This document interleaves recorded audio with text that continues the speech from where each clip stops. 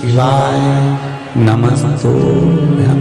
महाराज दुनिया के लोग नहीं समझते कि शंकर पर जल चढ़ाने का क्या लाभ है। शिव महापुराण कहती है अगर एक दिन शिव महापुराण की कथा कहती है मंगलवार को अगर शिव जी के मंदिर में शंकर के मंदिर में जाकर एक लोटा पानी चढ़ाया जाता है तो हमारे कार्य में उन्नति होती है। कोई व्यापार नहीं चलता हो, दिक्कत आ रही हो तो हनुमान जी के दूसरे नंबर का भाई गतिमान का स्मरण करो।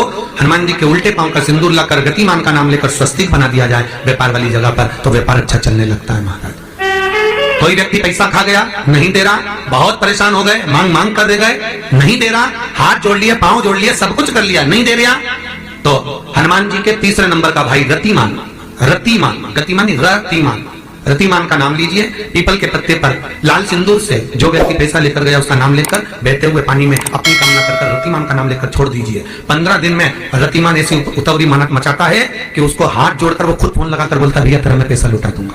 रतिमान का स्मरण किया जाता है। शिव जी को 5 तरह से जल चढ़ाने का तरीका है।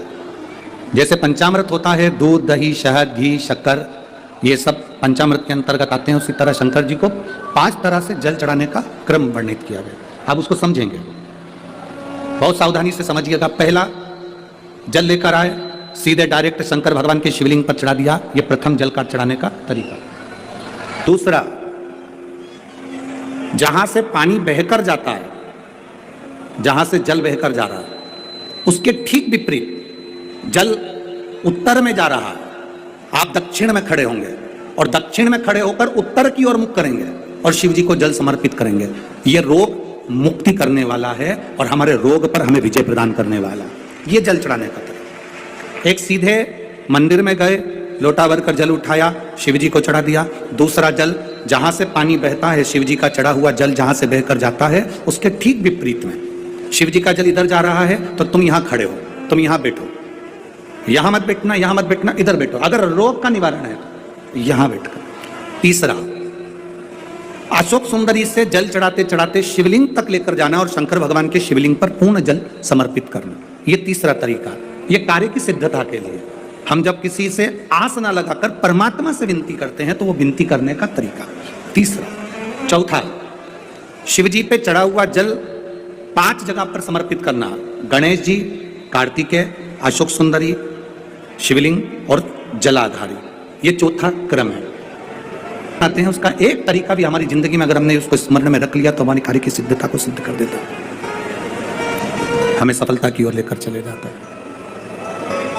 सीधे जल चढ़ाना, दक्षिण में बैठकर उत्तर की ओर मुख कर जल चढ़ाना, अशोक सुंदरी से लेकर शिवलिंग तक जल चढ़ाना, 5 स्थान पर गणेश, कार्तिकेय, अशोक सुंदरी, जलाधारी, शिवलिंग पर जल चढ़ाना 5 स्थान पर। ये चौथे नंबर का। और 5वां जल समर्पित करना, 5वें नंबर का। शिव जी को 5वें नंबर का जो जल आता है, जो जलाधारी है, ऊपर जिसमें पानी भरा रहता है और नीचे एक एक बूंद टपकता रहता है, जलाधारी में जल समर्पित कर कर उसी जल को बचाकर अशोक सुंदरी वाली जगह पर थोड़ा सा चढ़ाकर उसी में से जल शिवलिंग पर जब हम समर्पित करते हैं तो हम जिस कार्य के लिए जा रहे हैं वो कार्य सफल होता ही है। यह 5वां नंबर का जल समर्पण। 5 स्थान, 5 तरह का जल चढ़ाने का समर्पण। अब आपको बोलना है, हमें सुनना है। पहला स्थान, डायरेक्ट आए, बोलो जम के कहां चढ़ाया? शिव जी पर। दूसरे नंबर का, जम के बोलते जाओ, दक्षिण में बैठकर उत्तर की ओर मुख कर कर शिवलिंग पर समर्पित करना। तीसरा, अशोक सुंदरी से शिवलिंग तक। चौथा, 5 स्थान, गणेश, कार्तिकेय, अशोक सुंदरी, जलाधारी और शिव, मतलब पार्वती और शिव, इनको समर्पित। और 5वें नंबर का स्थान, जम के बोलो, ऊपर जो जलाधारी है उससे शंकर भगवान के शिवलिंग तक का। जितने लोग आस्था चैनल पर कथा सुन रहे हैं, जितने फेसबुक यूट्यूब पर कथा सुन रहे हैं, जितने इस पंडाल में कथा सुन रहे हैं, जितने पंडाल के बाहर कथा सुन रहे हैं, ध्यान लगाकर स्मरण करना। शिव महापुराण के कुमार खंड में श्री वेदव्यास जी लिखते हैं, वेदव्यास जी वर्णन करते हैं कि जिसके घर में भगवान गणेश की नृत्य की मूर्ति लगी रहती है उस घर में जितने भी परिवार के लोग रहते हैं वो कहीं ना कहीं 24 घंटे काम में लगे रहते हैं, पर उनको शांति रत्ती भर की नहीं मिलती है। यहां तक का व्याख्यान शिव महापुराण करती है महाराज।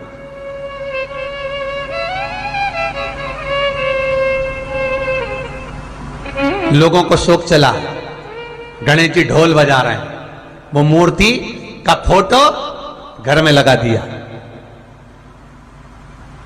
घर में मूर्ति का फोटो लगा दिया कि गणेश जी ढोल बजा रहे हैं, गणेश जी नाच रहे हैं, वो मूर्ति का फोटो तुरंत घर में लगा दिया। वेद व्यास जी ने कुमार खंड के अंदर वर्णन करा, यदि देवता की अपमानजनक मूर्ति या स्मरण पूजन का भाव अगर कहीं लगाया भी जाता है तो उस घर में शांति रत्ती भर की नहीं रहती है महाराज। यहां तक शिव महापुराण कहती है कि भगवान शंकर का शिवलिंग आप घर के अंदर रख सकते हो, भगवान शंकर का शिवलिंग घर में रखकर पूजन कर सकते हो, भगवान शंकर के शिवलिंग का आप स्मरण कर सकते हो, भगवान शंकर के शिवलिंग की आप पूजन कर सकते हो। पर शंकर, जब शिवपुराण खुद कह रही है कि शंकर का जो भौतिक स्वरूप है, शंकर का जो शारीरिक स्वरूप है, जैसे आप शिव महापुराण के पीछे जो बैनर देख रहे हो, इस बैनर में शंकर जी का जो स्वरूप दिखाया जा रहा है, ऐसी मूर्ति तप करने वाली, ऐसी मूर्ति आशीर्वाद देने वाली, ऐसी मूर्ति जो भगवान शंकर का मूल स्वरूप दर्शाती हो, ऐसी मूर्ति घर के अंदर नहीं रखी जाती। स्वयं शिव महापुराण करे,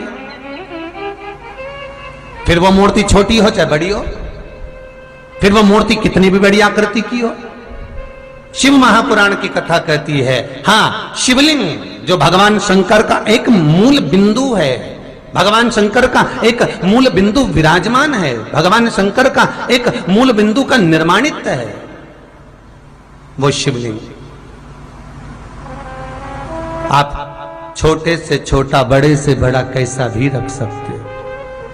और बहुत ध्यान देना आपको, कथा शिवलिंग शिव महापुराण गंगवार परिवार लखनऊ द्वारा जो सुनाई थी, उसमें कहा था कि घर में अगर नर्मदेश्वर शिवलिंग विराजमान है तो तुम्हारी मर्जी पड़े तो तुम जल चढ़ाओ, तुम्हारी मर्जी पड़े तो स्नान कराओ, तुम्हारी मर्जी पड़े जो करो, नहीं भी चढ़ाओगे तो भी शंकर श्राप नहीं देते, तो भी शंकर कुछ नहीं कहते। महाराज, मूर्ति का भाव बहुत ध्यान देना महाराज।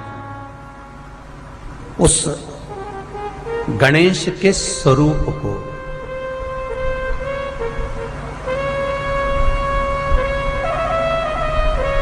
कल एक प्रश्न किसी ने व्हाट्सएप पर भेजा, बहुत सुंदर प्रश्न है, जिसने भी भेजा है बहुत सुंदर प्रश्न। वो प्रश्न गुरुजी, जैसे भगवान विष्णु, शिव, ब्रह्मा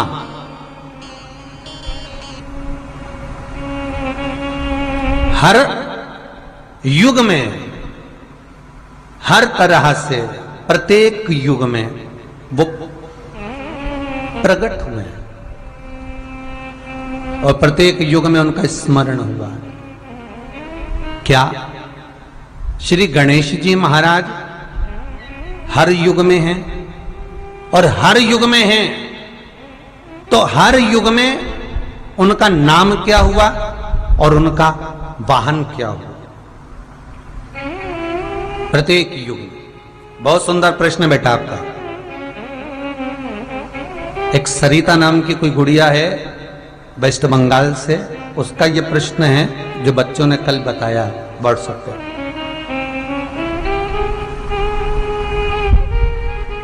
बहुत सुंदर प्रश्न है बच्ची।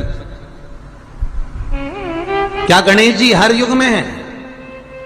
क्या गणेश जी का हर युग में कौन सा वाहन हुआ? क्या नाम पड़ा उनका हर युग में? भाई, शिव महापुराण की कथा कहती है सतयुग में जो गणेश जी थे, सतयुग में जो गणेश जी महाराज का पूज्य भाव था, सतयुग में जो गणेश जी की पूजन होती थी, भगवान गणेश जी का उस समय वाहन था सिंह, शेर, और उनका नाम था विनायक। बहुत ध्यान से सुनना, श्री गणेश शिव महापुराण की कथा चल रही है, बहुत दिल से सुनिए उसको। शायद जो प्रसंग निकल जाता है वो वापस नहीं मिल पाता।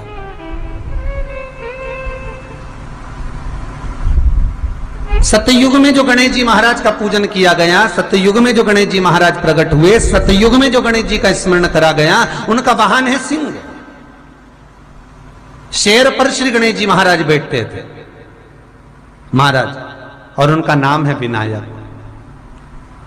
त्रेता में जो गणेश जी महाराज का पूजन हुआ, श्री राम जी महाराज ने त्रेता में आकर जो विनायक का पूजन करा है, श्री गणेश जी महाराज का स्मरण करा है।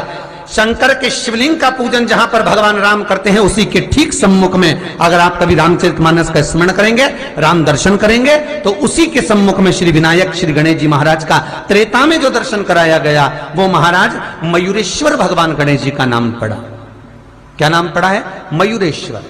यहां पर भगवान गणेश जी का वाहन मोर हुआ, मयूर हुआ,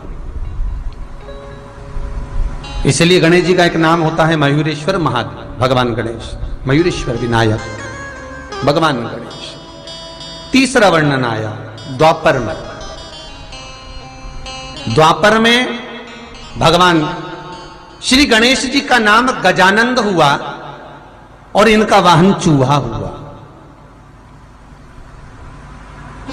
श्री गणेश जी महाराज का नाम गजानन, द्वापर में उसको गजानन कहा गया। भगवान कृष्ण जब द्वारका में प्रवेश करते हैं, भगवान कृष्ण जब द्वारका में जाते हैं, आप सबने कथा सुनी होगी।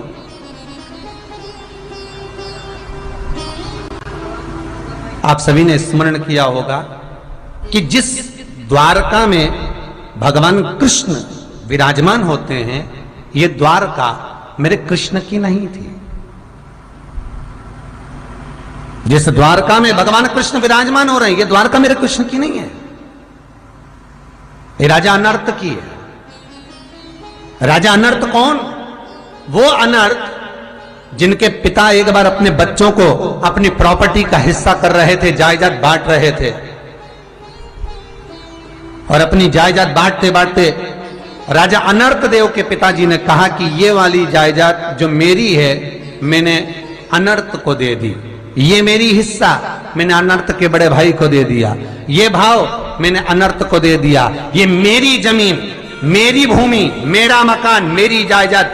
राजा अनर्थ के पिता कहते हैं कि ये मैंने बांटा है, मैंने तुमको दिया है। इतने में राजा अनर्थ के मुख से निकल गया, पिताजी आप कहते हो ये आपका है, आप कहते हो कि ये मेरा है। राजा अनर्थ कहते हैं, पिताजी ये आपका नहीं, ये तो श्री हरि भगवान विष्णु का है।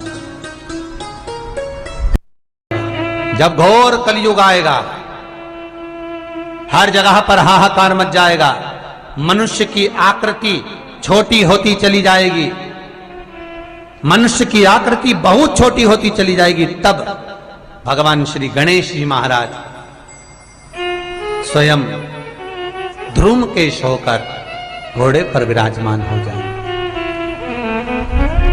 बहुत सुंदर भाव है महाराज।